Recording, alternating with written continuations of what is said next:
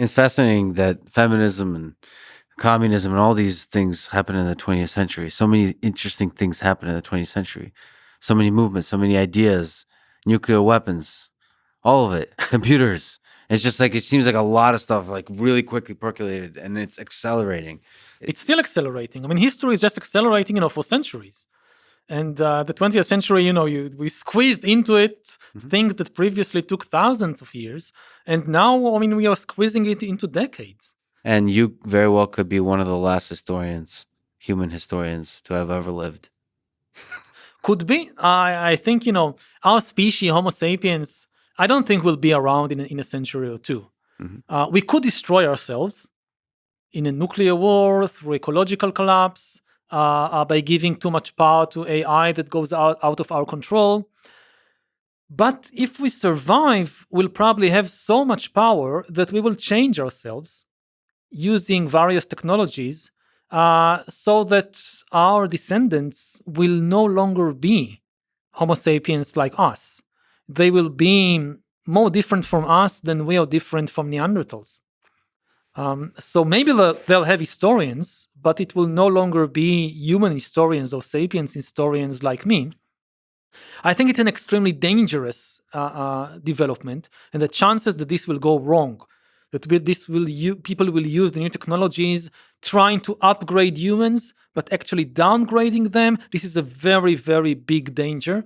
If you let corporations and armies and ruthless politicians change humans using tools like AI and bioengineering, it's very likely that they will try to enhance a few human qualities that they need, like intelligence and discipline, while neglecting what are potentially more important human qualities, like compassion, like autistic sensitivity, like spirituality.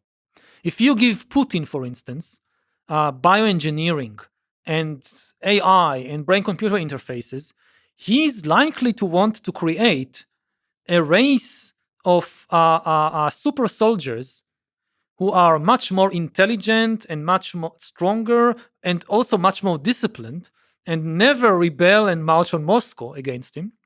But he has no interest in making them more compassionate or more spiritual.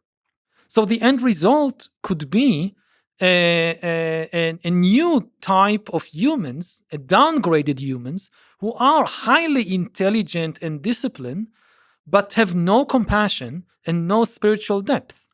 And this is one, for me, this is, the dystopia, the apocalypse. That when people talk about the new technologies and they have this scenario of, the Terminator, robots running in the street shooting people, this is not what worries me. I think we can avoid that. What really worries me is using the corporations, armies, politicians will use the new technologies to change us in a way which will destroy our humanity or the best parts of our humanity. And one of those ways could be removing the compassion. Another way that really worries me, for me, is probably more likely is a Brave New World kind of thing that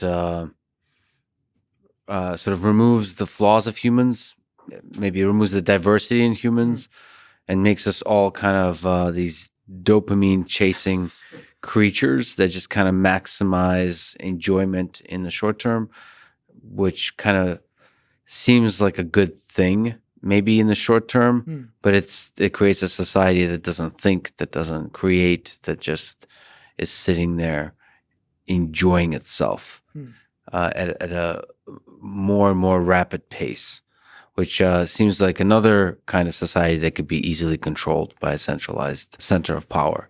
But the set of dystopias that we could arrive at through this, through allowing corporations to modify humans, is vast, and we should be worried about that. So it seems like humans are pretty good as we are. All the flaws, all of it together. We are better than anything that we can intentionally design at present.